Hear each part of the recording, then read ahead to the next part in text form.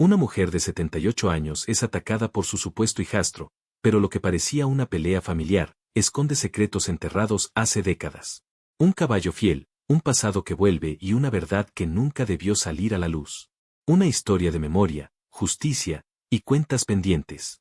La escena que encontraron los vecinos aún les quiebra la voz cuando intentan describirla. La anciana, con la ropa cubierta de barro y sangre seca, apenas respiraba. A su lado, un caballo mojado por la lluvia no dejaba de empujarla suavemente con el hocico, como si supiera que no podía dejarla dormir. Pero lo que nadie sabía aún, es que ese caballo no estaba suelto. Y que su hijastro, el único que tenía llaves del establo, no debía estar allí ese día. ¿Quién abrió la puerta del establo? ¿Quién fue realmente Gabriel, el hombre que decía ser hijo del difunto? ¿Y por qué la mujer jamás gritó? Esta no es una historia cualquiera. Es una que no olvidarás. Lo más duro fue que ella no lloró. Cuando la encontraron, no pidió ayuda. Solo repitió una palabra, una sola, como si estuviera hablando con alguien que ya no estaba allí. Tonado. El caballo seguía ahí. Empapado. Inquieto. Los cascos hundidos en el lodo como si llevara horas sin moverse. Y a unos metros, escondido detrás del cobertizo, encontraron a Gabriel. Inmóvil. Respirando apenas. Con los ojos abiertos, y arañazos por todo el rostro. Nadie sabe bien qué pasó en ese intervalo entre la agresión y el momento en que llegó la policía. Pero había marcas de pezuñas. Y una sola huella de sangre que no pertenecía a la anciana. 24 horas antes. Gabriel llegó sin avisar.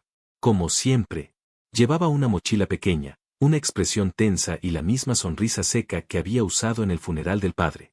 Eugenia no le hizo preguntas. Solo preparó café y le ofreció quedarse en la habitación del fondo, esa donde nadie entraba desde hacía años. Esa noche no durmió bien.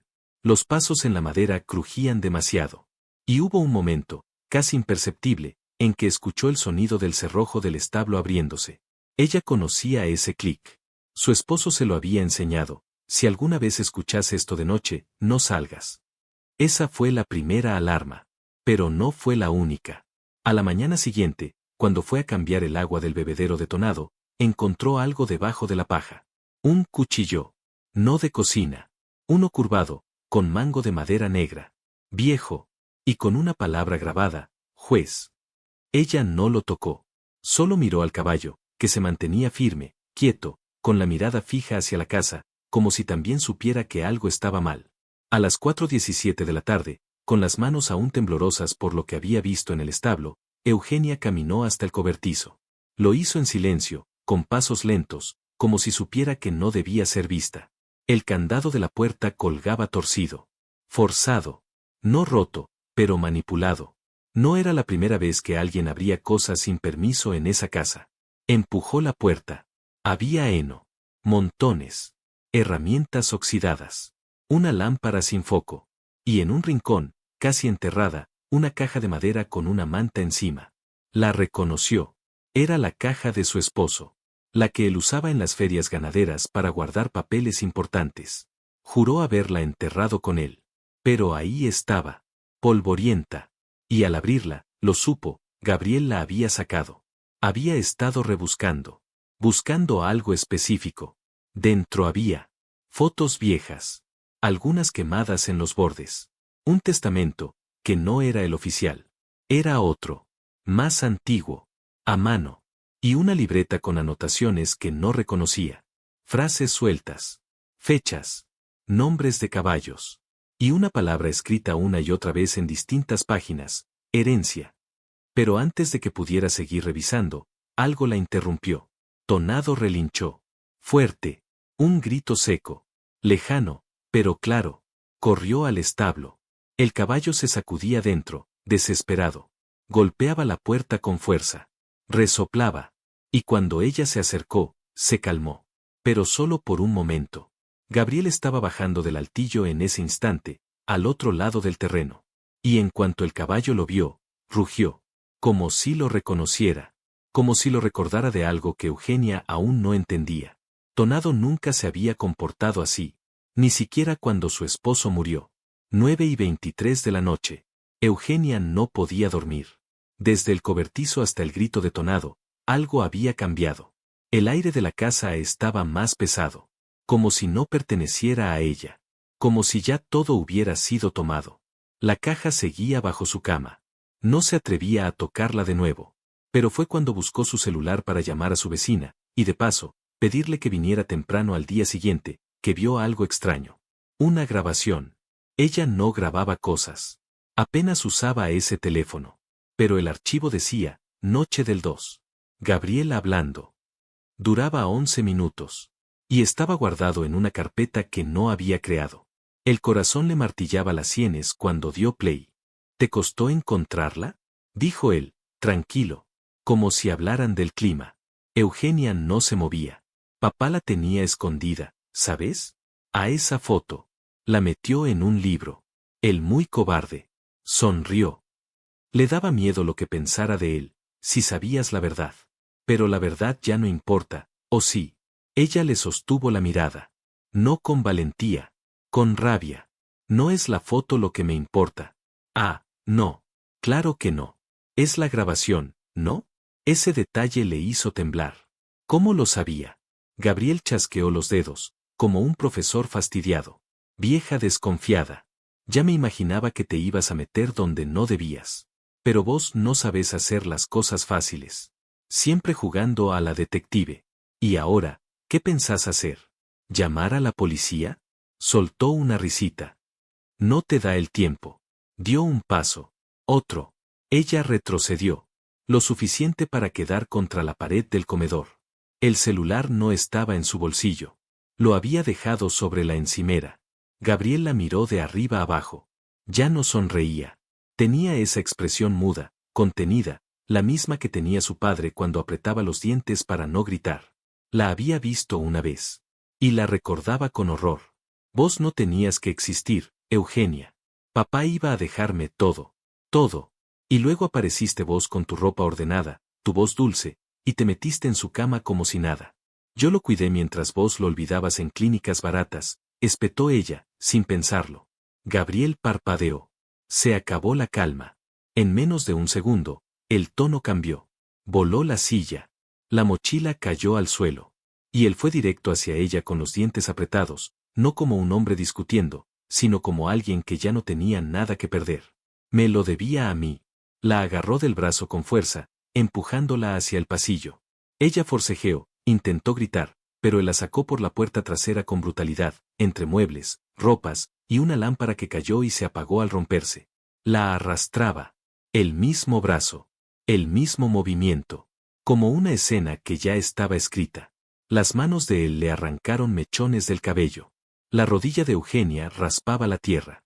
Y fue entonces, justo en ese instante, que la tierra tembló. Pero no era un temblor. Era un galope. Un solo galope. Lento. Grave. Determinado. Tonado. Había salido. Y no venía al trote. Venía directo hacia ellos. Tonado apareció entre la niebla de la madrugada como si no fuera un animal, sino un juicio. El corcel avanzaba con la cabeza baja, el pecho ancho, los músculos tensos bajo la lluvia. La puerta del establo, rota. La cerca, aplastada. Y en sus ojos, esa mirada feroz, reconocible solo por quienes habían visto morir a alguien frente a ellos. Gabriel aún no lo había visto. Seguía tirando de Eugenia hacia el pozo. No decía una palabra ya. Solo resoplaba como un toro cansado de empujar su rabia. Y entonces, Tonado relinchó. Un sonido seco, violento, que sacudió los árboles. Gabriel giró. ¿Qué? No alcanzó a terminar. El caballo se abalanzó con un salto brutal, directo, sin desvíos. No para patear. No para huir. Fue a embestir. Como si reconociera en ese hombre el origen de todo lo podrido en la tierra que pisaba. Gabriel soltó a Eugenia por reflejo. Ella cayó de espaldas, jadeando, mientras el lodo le cubría la vista. Pero alcanzó a ver lo esencial, el impacto. Tonado lo arrojó al suelo con una violencia que no parecía posible. Los cascos golpearon la tierra a milímetros de su cara. Gabriel gritó, rodó, intentó ponerse de pie. Pero el caballo no lo dejaba. No con patadas. Lo acorraló. Lo empujó contra la cerca con el hocico, presionándolo con fuerza. Gabriel temblaba. Ya no gritaba. Solo decía una palabra. ¡Basta! Basta. Tonado no obedecía. Y no lo iba a hacer. Porque esa palabra no venía de su dueño. Eugenia, aún en el suelo, se arrastró como pudo. El brazo le dolía. La pierna sangraba. Pero sus ojos estaban clavados en la silueta del caballo. Lo miró. Él también la miró. Y se detuvo. Todo fue silencio. Incluso la lluvia se sentía más lenta. Gabriel jadeaba en el barro, sin dignidad, cubierto de miedo. Eugenia se puso de pie. Dio 2 pasos. Y cuando estuvo a su lado, vio algo que no esperaba. Gabriel estaba llorando. Pero no de dolor. De rabia. Rabia contenida. Rabia porque falló. Porque no la sacó del medio. Porque ni siquiera con la fuerza pudo. Y entonces, dijo algo que cambiaría todo. Yo no vine por la herencia. ¿Qué dijiste? La voz de Eugenia era apenas un susurro. El caballo respiraba hondo, inmóvil entre ambos. No vine por la herencia. Vine por la libreta. ¿Qué libreta? La del segundo nombre en la foto. Matías. Vos no sabés quién es, ¿verdad? Eugenia no respondió. Gabriel alzó la cabeza. Tampoco sabés quién sos realmente. Eugenia lo miró, helada. ¿Qué dijiste? Gabriel sonrió, aunque le sangraba la boca. No vine por plata, vieja. Vine por mi padre. Matías. ¿Matías? Susurró ella. El que vos enterraste detrás del establo. Yo soy su hijo. Silencio. Ni la lluvia se atrevió a seguir cayendo. Tonado se acercó, lento, se paró entre los dos. Gabriel lo miró. Y por primera vez en toda la noche, bajó la cabeza. Eugenia no lloró. Solo lo dijo como quien se rinde ante la verdad. Entonces ya estamos a mano. No, respondió Gabriel. Todavía no. Pero no hizo nada más. Se levantó, caminó en la oscuridad y se fue sin decir una palabra más.